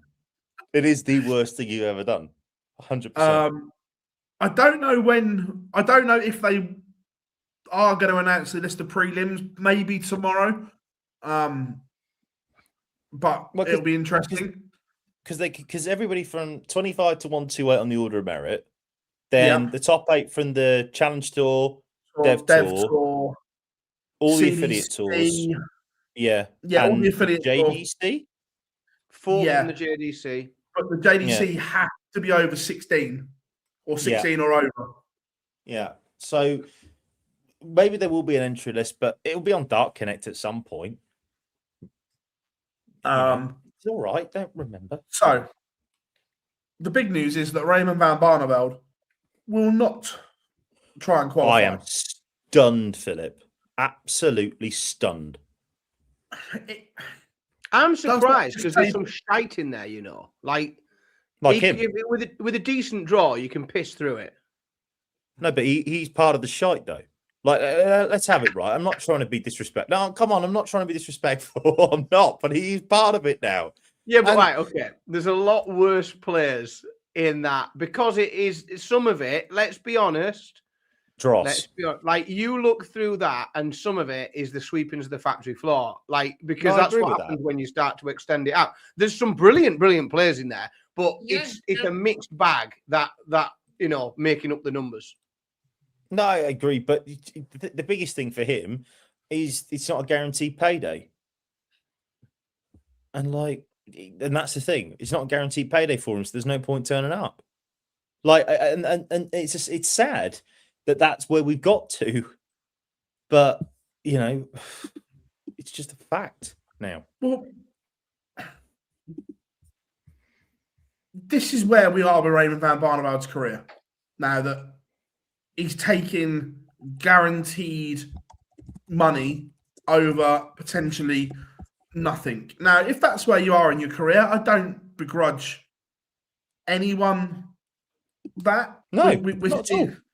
We're seeing it later on in the year with exhibitions that there are at least 3 weekends of exhibitions that I've seen on PDC events are on, and those exhibitions have got very, very, very good players all over them. So fine. It is. However, is it a great look for the sport when players are missing ranked events to play in exhibitions? No. But it's not. It's one player out of 128 who is on the long road to losing his tour card, isn't he? So it's not going to be if he was keeping his tour card because he was turning up and bashing everyone up every now and again when he fancied, and then coining it in on exhibitions. I don't think that's a great look. Like, I think this is the I was going to say the long road. I did say that if this is the short road, I think, to Raymond van Barneveld, losing his tour card. When you don't turn up to the first major of the year, like that is you on the path to not defending your tour card. And that's you prioritizing the events that you can continue to do next year without your tour card. So I just think this is another run into retirement and I think it's a very individual thing that we're seeing with Raymond, because this isn't the diary management that we may see from other big players who've sort of earned the right to do so, because they'll still qualify for everything and they'll still be, they'll still keep their ranking at the very top of the game. No, look, the simple fact is this, and like so a couple of people put it in the chat room. If there was a viable alternative, I reckon he probably would have handed his card in. In the same with Stevie B. If the seniors was there for Stevie B still, then he probably wouldn't have come back. And I think that now is no longer an avenue for players to try and pick up money. So they're going to have to try and go back on the PDC tour. It's how it's done. Sam's asked, we talked about Luke winning Saudi. Yeah, we have. Yeah, we just knew he was going to win it, so it's fine. I called the final, by the way, last week, so stick with me, you'll be all right. Yeah, the simple fact is this, though. It's not great. It's not a great look, but who cares? I'm trying really hard to forget now that he's a tour card holder, and if he has the decency to grace us with his presence at Pro Tours and Euro Tours, more power to him. Do you know? And it's a sad thing now, because I know I get shit for my stance on Barney on this channel, but the thing is that I loved him. I honestly loved the bloke beforehand, before 2019. He was one of the main reasons why I got into darts, and to see what has happened in the last 5 years, especially when he said that he didn't want to come back and he's reversed course more than a politician on stuff. He's flip-flopped more than most politicians. It's just sad, and that's why I get so frustrated and angry about it. Yeah, and Rob's makes a good point though. You win more money winning a last 21-8 game on the Pro Tour than you would if you get into the last 64 on the qualifiers. You're not going to turn up for 750. You have to play better players. Yeah, I suppose. Yeah, but you're not going to turn up for 750 quid. But yeah, no, move on, Barzy. Who cares? No, look, it's just an interesting one. No. I mean, we need to move on and talk about the draw, because it's 20-10, and we still haven't talked about the draw properly yet.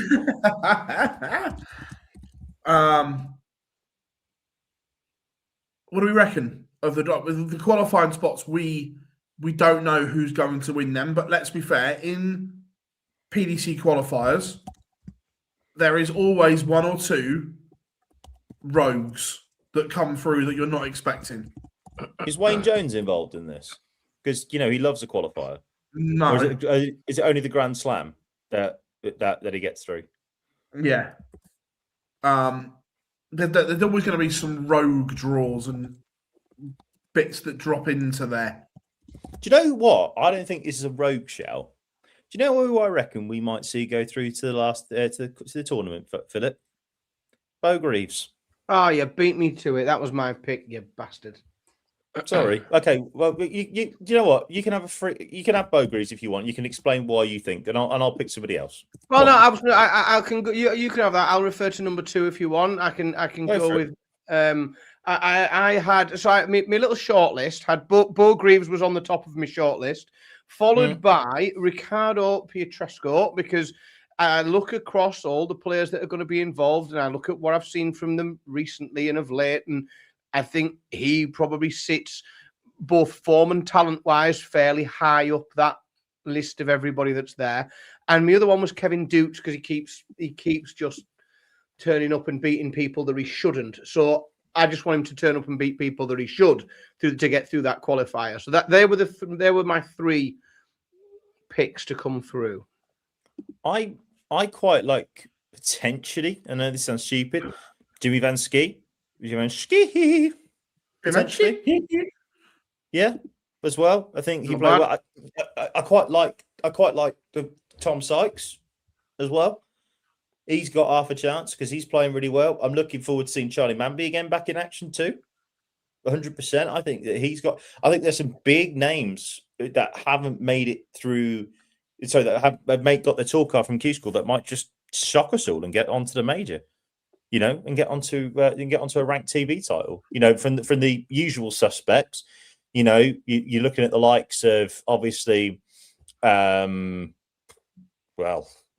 you say, Pietrezco, Dutes, maybe potentially as well. I was very impressed with the Scott Williams as well at the Worlds. I know he didn't necessarily go that far, but I was quite impressed with him. Oh, here's a good. Hang on, are we top 8? Top 8. So is it top 8 from the Challenge Tour? Yeah, from last I think year. so. From last year. Let's have a I quick don't know look. where that gets too complicated now because some of them have come through. So Yeah, let's have a quick look. I'll see if I can find it. Oh, We've got I've Stefan got Bell, Darius from there. Yeah, I mean, look, we got Merv King as well. Obviously, he's got his tour card back. Seeing him. but he's not coming through. He's not qualifying through that challenge to a top 8, though, is he? He's qualifying as a tour card holder. No, sure. I know. I'm just looking. Obviously, That's why it gets complicated. See, yeah, potentially. Do you want to know the 4 that I'm keeping an eye on that I think will do well? go on, Philip. William O'Connor. Yeah. Fairs. Dirk van Dijvenbode. Wessel Nyman. And Christoph Ratajski. I thought Ratajski played lovely at the Worlds. Steady shouts, I think, them bars. Like, safe to a large degree. I think Jamie's asked about will we see an affiliate tour qualify for the TV? It depends on who comes over. Is the honest answer. We don't know. Brad asked, will you be live for the qualifiers? Of course we bloody will. We'll be in there. You know we will be live from 12. Do we need to go through semi-finalists and stuff? Yeah, we will. But right, so first of all, from the first round ties that we know, player in most danger. Doesn't have to be a seed, just player that who's your banker to lose, basically. I'm really. You know what? This has been a journey, right? But the obvious choice, you know, it is Chris Dobey. What? That's a horrible opening game. Are you okay? No, because I saw that draw, and I've not been okay ever since I saw that draw. You're okay, hon? I don't think it's fair. Okay, hon? I don't think it's fair. I think there needs to be a full. I think it needs looking into, but I'm not. Chris Dobey has me like nervous every time I watch him play lately, and Jermaine Watamina has been so dangerous, and he has been the players that he has been beating on television lately are exactly the sort of Chris Dobeys, which are like the best players in the top tier players that aren't at their best and that are missing doubles or not scoring as well as they should. And Watamina just keeps beating them in TV games, and I think it's a really, really tough game for Chris Dobey. That the obvious answer is Dave Chisholm, doesn't it? That is the obvious answer. In a world of trouble. I don't count that anymore. I just think, well, okay. I also think that Shindiggity's in a bit of bother because I think Luke Woodhouse plays some decent stuff at the Worlds. I agree. He played some good stuff, but I think that's a coin toss, that game. I think it's a 50-50. It is, but I just think that Woody's playing better than Shindy. Well, it did like the back end of last year. Obviously, could have changed it. Nothing. Anything could have changed in a month. People asking like, is this person into the qualifier? We haven't got a fucking clue. I'm really sorry to be that blunt on it, but we don't have a clue. So we could say yes, we could say no, but we don't know. Where does it doesn't fall as far as I thought he was going to? Don't worry, ignore me. Okay. So I'm going to come back to a point in a minute, which I've just seen by looking at something else. But I was looking thing. So who are we going for?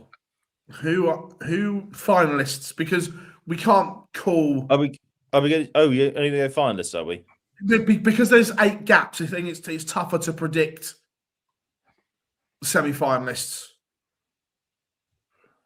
I don't think it is, mate. I really don't.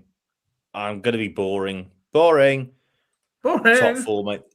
Boring. Take their top 4, make the semi-finals. Luke plays Michael. Luke plays Hian. Littler beats Van Gerwen. Hian beats Luke Humphries, and we have a rematch to the world final that Luke wins. Oh, well, I am Job going done. way off piste.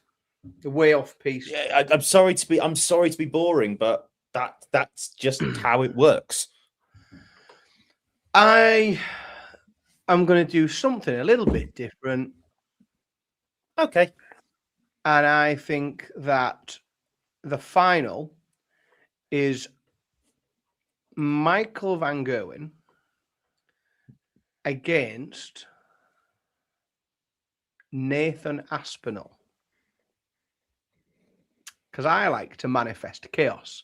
And is there nothing more fun than being missed off the Premier League? And winning the first major Going, of the year. and then winning the first major of the year. And that's why I'm going to manifest a little bit of chaos. And in the final, I think Nathan Aspinall will beat Michael Van Gerwen. And then we'll all have a little giggle and a laugh, and we'll talk about the Premier League a lot. Okay then. Right. Genuine question. Who beats the Wonder Boy? Michael Van Gerwen. In my bracket. In the semi-final. Okay. I was basically just asking how far you've got Wonder Boy going. I've got Littler and MVG in the semi-final. We're going to see that game an awful lot in over the coming. We are over the coming. Yeah, it's just going to be on repeat for the next 17 weeks, mate. Oh right, okay. And then in the bottom half, I have got I've got Aspinall against Humphries, and I've got both Luke out in the semi. I mean, I can make an argument. I think you're wrong, but I can make an argument. So, my semi-final lineup, I agree with one of you. It's going to be Littler against Van Gerwen in the top half semi-final. Yeah. Bottom half, I think Luke Humphries has got a lovely draw. Yep. Get to the semi-final. I don't see how Luke Humphries doesn't get to a semi-final. I look at everyone in that bracket and I think he blows them all away. Yep. And I also think the same about the bottom half. I'm going Gary Anderson to get to a semi-final. Again, I don't disagree with that. I think it would be. I think Gian versus Gary in a the winner of that. Class. I think Gary. I ain't got an issue with that. I ain't got an issue with that call. Then I'm going. See, the boring answer is Luke and Luke.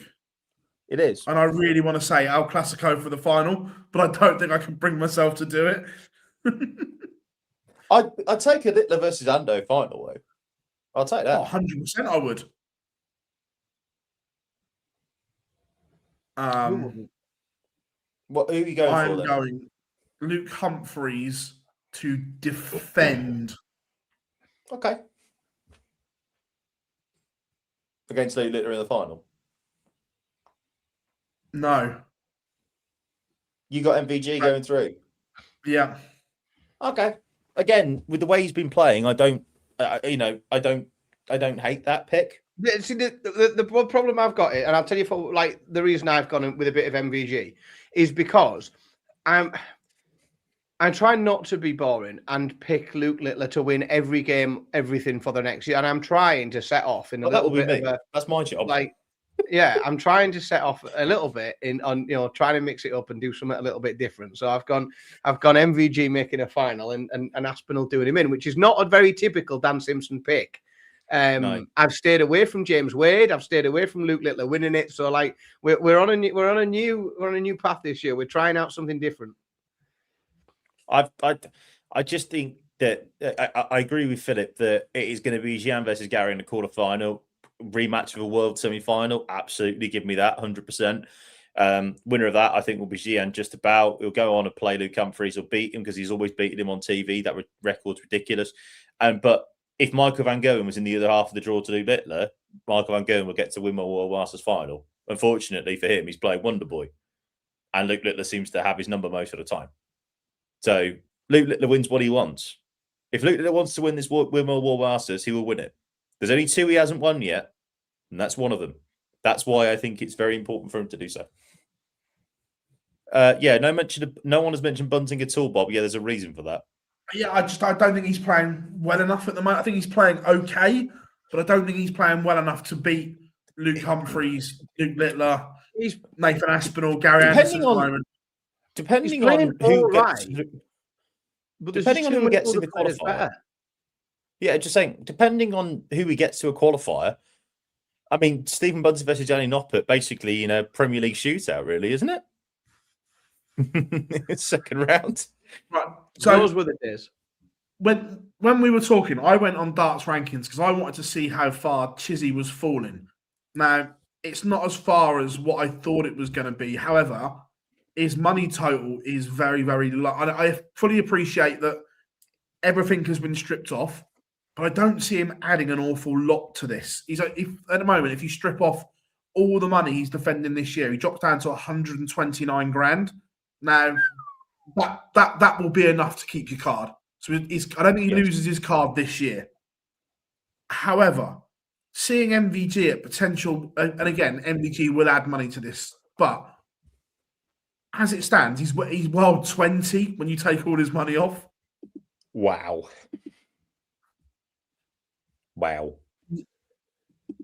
Yeah. However, I do like looking at Gary Anderson as world number 5. I'm not going to lie. I do like the look at that. Yes, absolutely. And in fact, the best thing is, you know, the best thing about it is that he's only defending 40% of his ranking this year, 239 grand. I was thinking that. Here we go. Gando back in the top 4. Up and up. That's what we're going to see. Manifest chaos, Daniel. Manifest chaos. I want Gando to tell the PDC to stick it. It was interesting that he wasn't asked for the Premier League. Now, look, I understand that he would say no anyway. And the PDC don't want that being said no to. But I thought it was interesting. They were like, no, we're not asking him. Well, we'll be with you for the qualifier on Wednesday. Before we go, just a quick one. Before we appreciate we've got question time for a few minutes. Do we still do those things? Yeah, 100%. There's some great questions in there from the chat. Just one thing. We had our second UK Open qualifier at the weekend.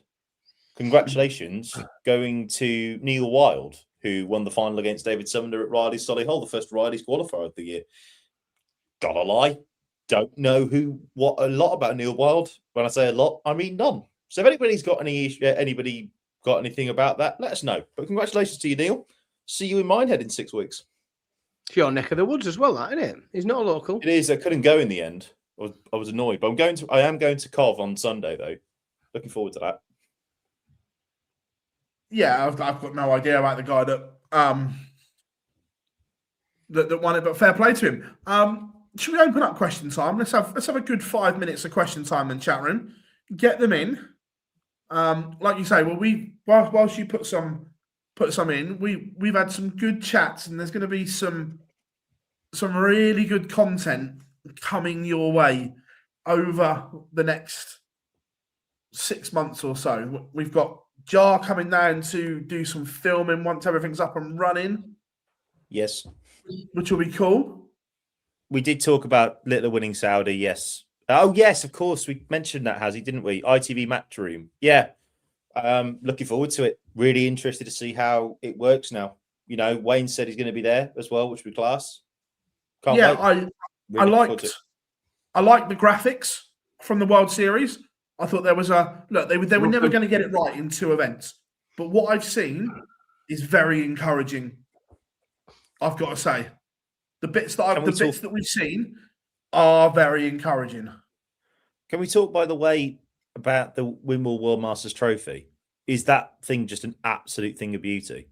It's incredible. Gorgeous, isn't it? I'd like to. I think I want to have sex with that trophy. To be honest, You got your hands on it today, didn't you, Phil? I did. you lucky bastard. Pervert. Absolutely, you should be No. you should be selling subscriptions for an OnlyFans account with that. The Darren says the tunnel walk on. I loved it. Yes, I more love of that, walk on. please. More of it. If it means we don't have to see James Wade or anybody else signing autographs for 5,000 hours before a game, It's been More of it. 84 years. it literally has. Stop selling. Stop signing autographs to the peasants and play darts. Any ideas what callers we'll hear? Well, I'm guessing we'll hear Hugh because he's Winmau sponsored. My guess is it will be Hugh, Charlie, and Kirk for the event one. I don't know that, but that's my guess. Oh, this is a bit of an old school one from Brad. Favorite Premier League sponsor? Oh, I quite liked the McCoy sponsorship. yeah, McCoy's were good. Yeah, I like that. Let's have a quick look. Someone's asked about whether I'm changing my 1970s wall. It's not mine, actually. I am not living at my house at the moment. Yeah, I So quite I like. will- I will. let I you know. quite like the current BetMGM branding. The way they've got the big screens either side, like built into the stage. I quite like Yeah. that. What? Where are the sponsorships? They normally have them on Wikipedia. They are. It's not So- kazoo, is it? 888.com, Holston, Mhm. White and Mackay, back to 888 for a year, 2 years of McCoy, Betway, Unibet, Kazoo, BetMGM. I didn't mind the what was the one between it again? Not between Unibet. Betway. Yeah, I didn't mind the Betway staging. I thought that quite looked nice. Yeah. And I'm with Dylan on this. Bring back the Premier League montages, the graphics. Yeah, So they here's were class. next question just in, and it's like a punt. So who do you think is going to be or could be the next one? Or what would you like to see as the next big brand on the Premier League? We've got the BetMGM at the minute. We're not going to see Paddy double up. A lot of the bookmaker, but and I don't. It doesn't have to be a brand, but what would you like to? Do you want? Are we? So my feeling, and I'm not into this, but I fear that it may go the way that we've seen in boxing and golf and various other sports where money has come in, where we end up with some, monster big sort of fintech crypto type company as a sponsor. And I don't want to see it, but I fear that could be the future. Do you know what I'd love to see? I don't care what it is, a big household name like a Purcell. Do you know what I mean? Or something like that. Just a big, yes, a big. Oh, can you imagine that commercial playing? The Hovis advert. Put the fucking Hovis advert out there. Let's do it. So I've got 4. Bisto. Yes. Oh, yes. Love that. Toby Bisto Premier League. Toby Carvery. Toby Carvery. Yes, that's even better. Then these other two are potentially more realistic because I think it's not a bad fit. Hey, Red if Bull. MVG likes a, what's that? Sorry. Red Bull. Yeah. Okay. Monster. Monster's a Well, very you'd good like- fit for darts. Well, Monster No. would sponsor our channel. I'd rather see. Well, I've had one for 2.5 years. Oh, it'd be nice. No. That's how long I've been at the game. Capitals I'd would be a great rather sponsorship see- as well. I'd rather see Bisto than Monster. I'd Oh, have right. Toby Carvery. If MVG likes a Toby Carvery, absolutely we can get him in. Cadbury, by the way, as well, is an absolutely stupendous shout. And if Cadbury want to sponsor our channel and give us some free chocolate, 100%, let's go. Or Toby, we don't have them in the UK, which is unfortunate. But I'd take Panda Express. Do you When know what? you know. It's chopsticks. Oh, We got chopsticks. There's one in mine head. No. Panda Express is better. Take it from someone who was in the States about 2 weeks ago. Panda Express is incredible. You pandered. Oh, mate! In comparison to chopstick, there is no comparison. It's like incredible. it's like comparing the PDC to the Dog and Duck. Honestly, I'll tell you what I wouldn't mind is I wouldn't mind seeing it with those meerkats. The adverts. well, compared to meerkat.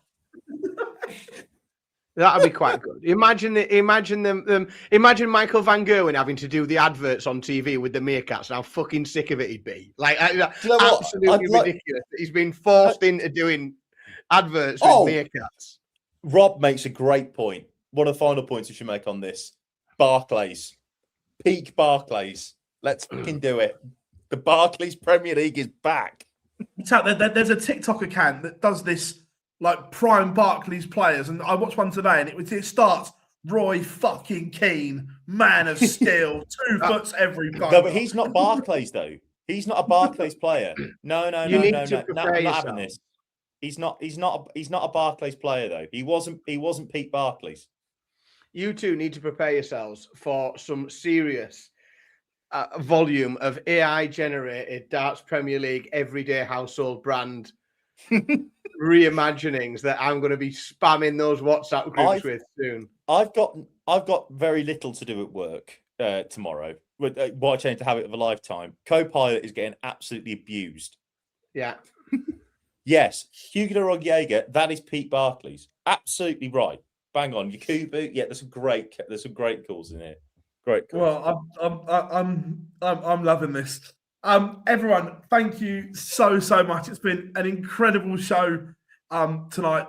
Thoroughly enjoyed it. Remember, this will be available as an audio only in the morning from whatever podcast provider you use. We have plenty of content coming your way. We've got 7 interviews to go out between now and Thursday evening before the Masters start. We've also got a live stream, so there's plenty to come your way. So if you haven't yet, tap that like and subscribe button for us, because we massively appreciate it. As always, we will return Monday, and by then we will have a new Masters champion potentially ahead of the Premier League as always. But myself, Phil Barr, Dan Simpson and Jonathan Eaton would like to thank you very, very much, and we'll see you all very, very soon.